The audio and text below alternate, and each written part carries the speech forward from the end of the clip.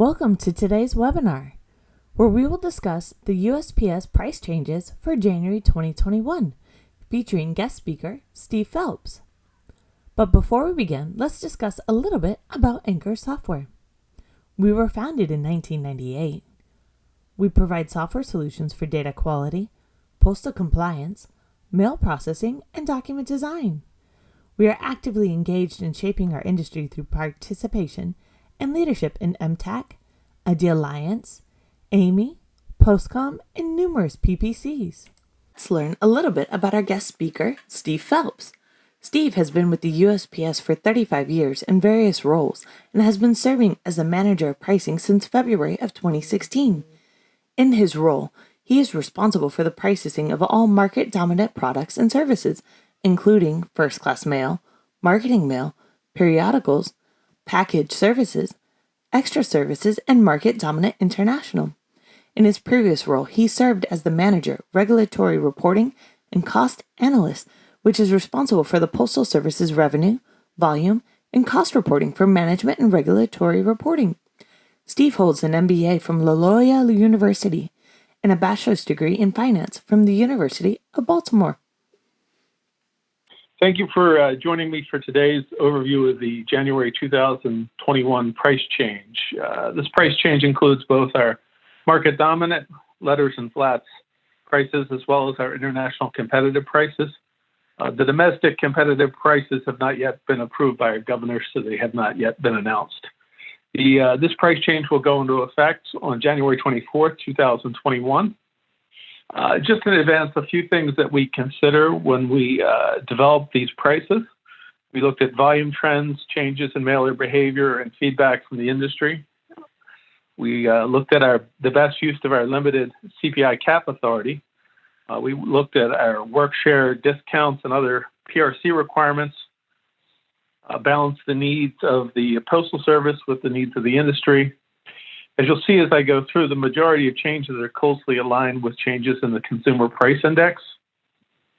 There are a number of areas where we're not increasing prices at all. You'll see that as we go along.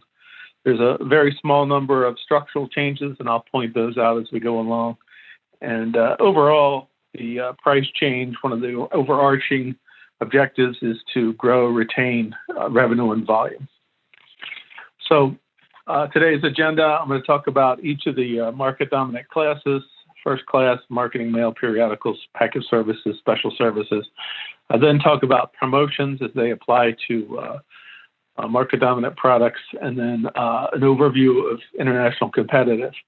There is one area that I've added to this since we've updated the slides. There's been a lot of questions on the seamless acceptance incentive, so I'll talk about that as I conclude my comments on first-class mail. Moving on, market dominant price change. The change in prices on our market dominant classes can exceed the change in the Consumer Price Index since the last time we raised prices or changed prices. And this is at the class level, so each class cannot exceed its change in CPI. However, there are situations where we can bank CPI cap from one year to the next, and as you'll see in today's presentation, we did do that for first-class mail. The accumulated CPI cap since our last price increase, which was January of 2019, is, as you'll see, is 1.46. We typically use the August CPI, which becomes available in September.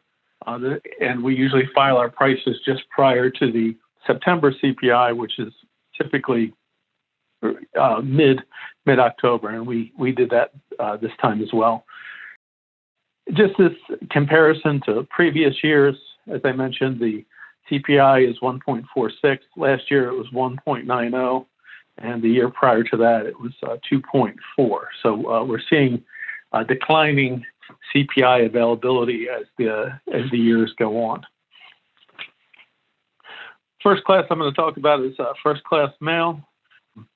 The increase here is 1.8% overall. And as I mentioned, we did bank some cap on this class, about 0.3%.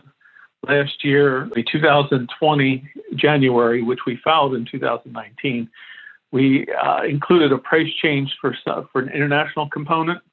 And at the same time, we asked the Postal Regulatory Commission to transfer that over to the competitive product list.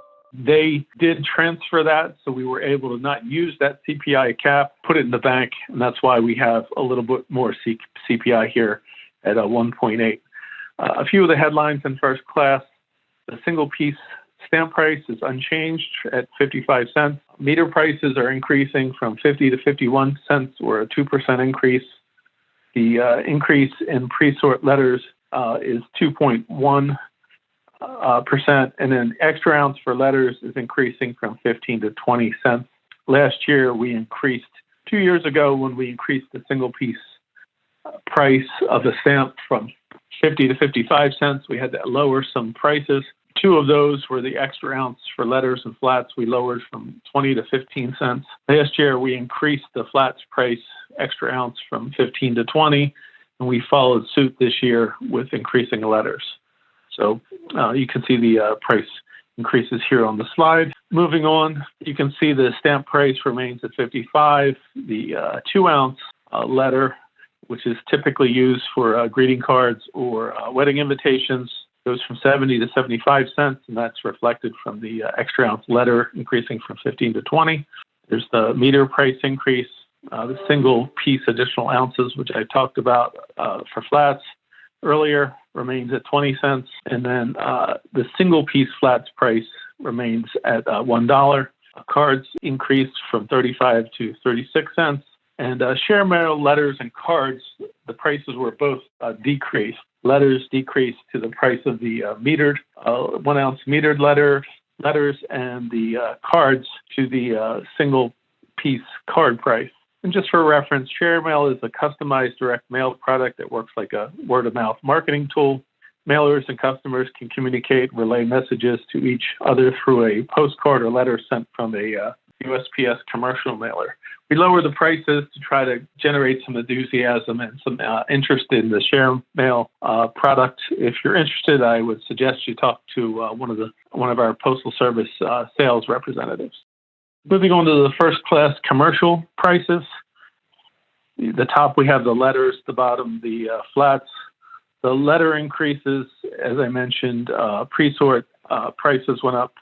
5-digit automation letters went up by 2.3%, whereas less pre-sorted AEDC letters went up by 2.1%, and then more origin entered pre-sort letters by 2.5%.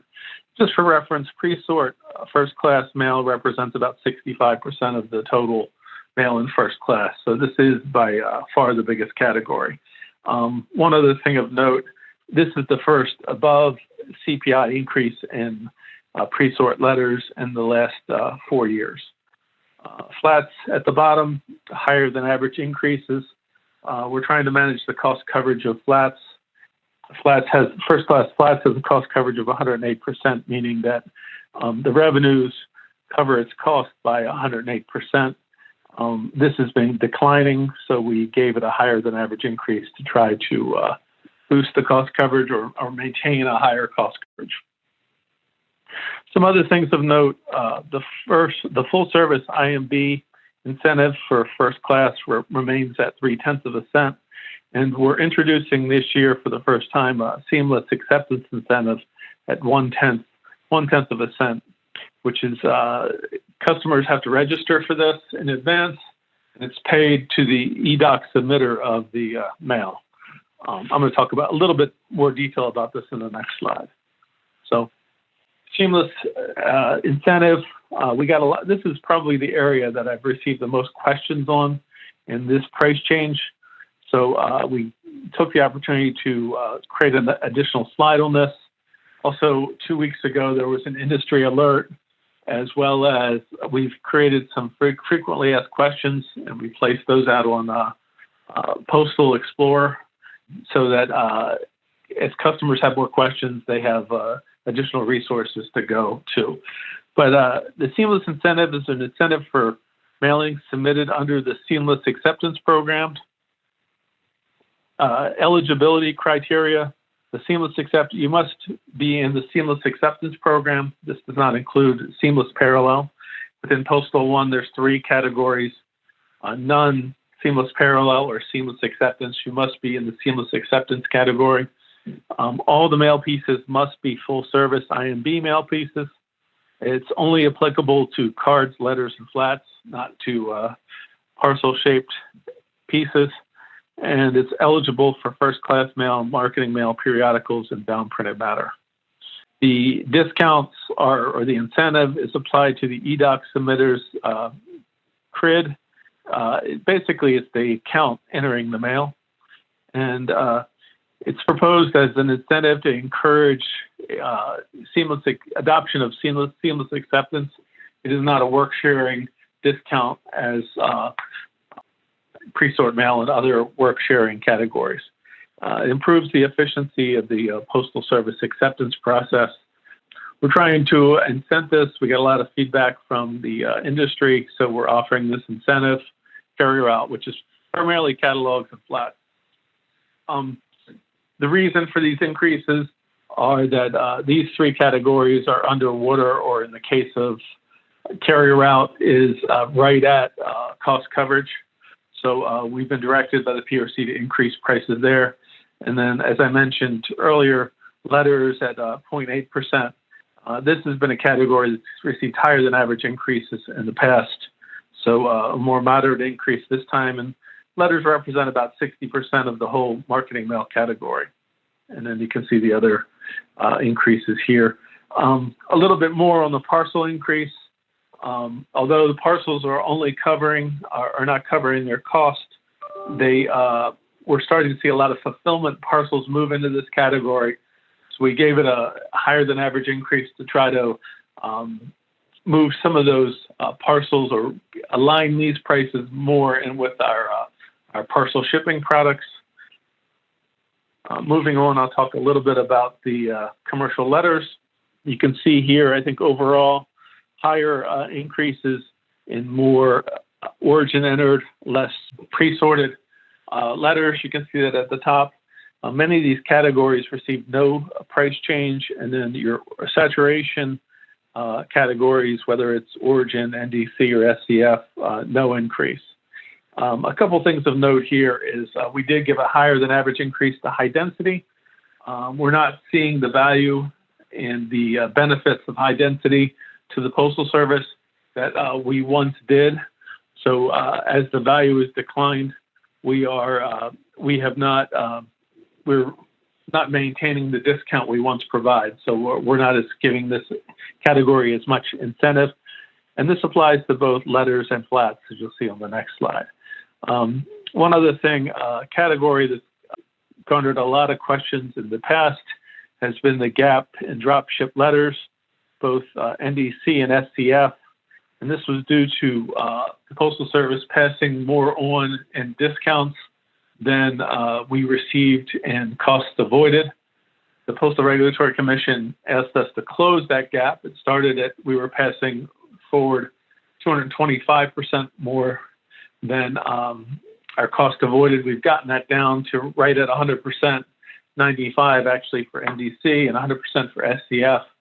So you will see that gap maintained going forward unless we see significant changes in the cost avoidance. We know this has created some disruptions in the industry, so we're just trying to telegraph to the industry that we're going to maintain this relationship as close to 100% as we can, at least for the foreseeable future. Moving on to commercial flats. Higher than average increases, as I indicated, except I point out at the bottom here, saturation flats, which have received higher than average increases in the past. We've given them no increase this time. High density flats at 3.9 in the middle, consistent with what I just talked about as it relates to letters. Some higher increases on the more origin entered categories. One thing to point out here at the bottom is the attached dress label. Price increased from 4.5 cents to 5.5, and then the attached marketing label increased from 5 cents to 6 cents. The difference between the two is the second has more value as it includes advertising, half a cent additional price there. When you combine that with the no price increase for the saturation flats, for DDU entered flat, the increase is about 4.7%. Marketing mail flats prices include both a piece aspect and a pound aspect. When you take both of these and look at both of these, the price increases really do mirror the single piece, but we like to include this slide. You can see that as no increase in the saturation category, more of your carrier out and your flats are receiving higher increases. But as I mentioned, these are very similar to their piece price counterparts. Moving on to periodicals, the overall increase is 1.5%. The periodical class as a whole does not cover its cost. The revenue we receive only covers 64% of the cost. The largest category is outside county with just about a CPI change at 1.47, so 0.1% above CPI at 1.46. Then inside county at 1.2. Saying one structural change we did make here, and this has been telegraphed in the past, the requirements to separate the data for tubs versus sacks, but we actually have separated the prices here. Higher increase for sack prices. Sacks are more manual in nature and require more processing, and so they received a higher increase to try to recover some of our costs. Most larger circulation publications pay between 0.4 and 0.6% on postage, and then postage for larger nonprofit publications at right around 1%, little bit of variation depending on the entry and pre-sort. Smaller circulation publications may see above average increases due to less pre-sorting. So they're less pre-sorted, lighter weight pieces, more non-machinable. As it costs more, we've increased the prices a little higher. So you're seeing higher increases in these categories. Moving on to package services, overall increase right at CPI 1.46, Alaska bypass at 1.43. But the real big story here is we're a 3.6% increase for median library mail, no increase for bound Palmetto flats or parcels.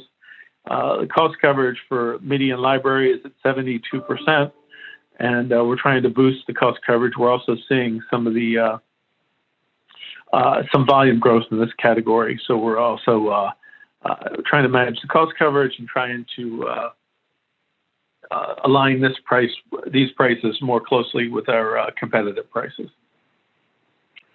Moving on to special services, which also the increase is 1.46%.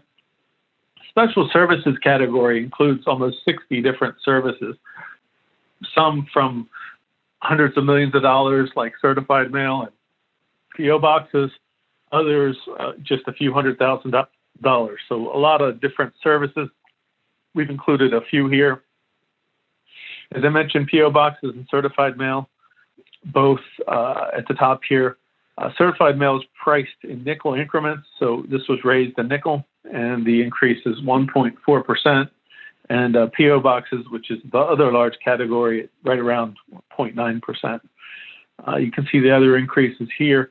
One thing of note, as it relates to address management services, larger than average increases that we've seen in the past. There's a fee for a printing fee here for a number of these categories that has not been raised in a number of years. We raised that price this year. So when combined with the category, you see a higher than average increase. But that's the primary driver from the larger increases on address management services. Moving on to promotions. We're glad to offer promotions again this year. And the promotions are very similar to what we've offered the last 2 years. The primary change has been the entered value promotion had volume threshold last year for participation. And for this year, those volume thresholds have been removed.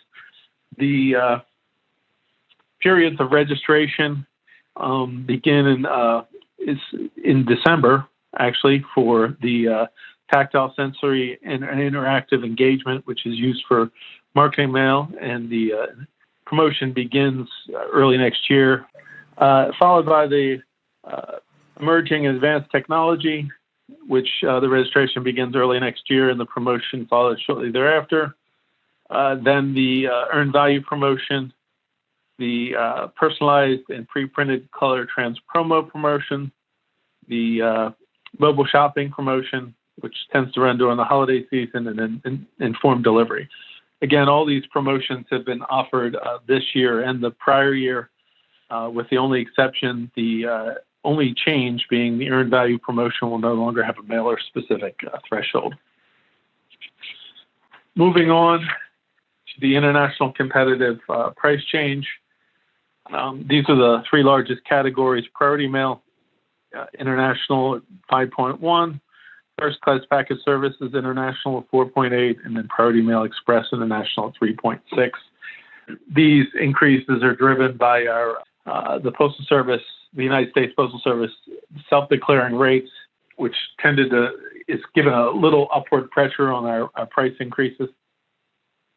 The other big thing here in international is we're realigning country groups. In the past, they've been aligned based on geography and some other criteria, which has led to less than efficient pricing. For example, you might have a high cost to serve country and with a very low cost to serve.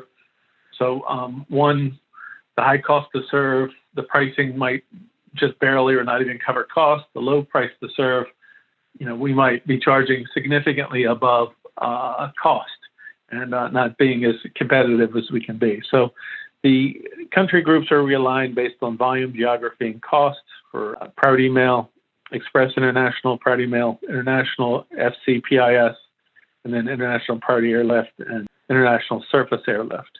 So we're increasing the number of country groups up to around 20 for a number of our products. This includes breaking out a number of countries, and you'll see it's Canada, Mexico, United Kingdom, Japan, Germany, France, Brazil, China, and Russia into single country groups. There was I believe only Canada was a single country group prior to this. There's two country groups, Australia and New Zealand and Korea and Hong Kong. And the remaining of the countries are in multi-country groups. And I said, as I mentioned earlier, aligned by geography, cost, and volume. Moving on, the timeline for the price change. So our Board of Governors approved these prices to be filed with the Postal Regulatory Commission back in early October. We filed them with the PRC on October 9th. The regulatory review for market dominant is 34 days. That's broken into two pieces, 20 days for public comment. That period ended on October 29th, and then about 2 weeks for the Postal Regulatory Commission to formulate their opinion. So we're expecting to get a decision from them next week on the 12th, which would be 75 days prior to the implementation on January 24th. The international competitive has a different timeline, but it's not all that different. The regulatory review is 30 days. We expect a decision from the commission. Probably the 8th, I believe, is a Sunday, so we expect it probably on the 9th, which would be Monday, and that would be 77 days prior to implementation in January. Where can you get additional information? Postal Explorer, as I mentioned earlier, you can get information on the move update changes there. They have the current and the new prices, both in Excel and the CSV format. We have notice 123, the draft, which is the price list, is out there as well. There's the Federal Register notices with the detailing the price and classification changes, changes to the DMM and the IMM, and then the DMM advisory, as well as the information on the seamless incentive. And with that, that concludes my presentation.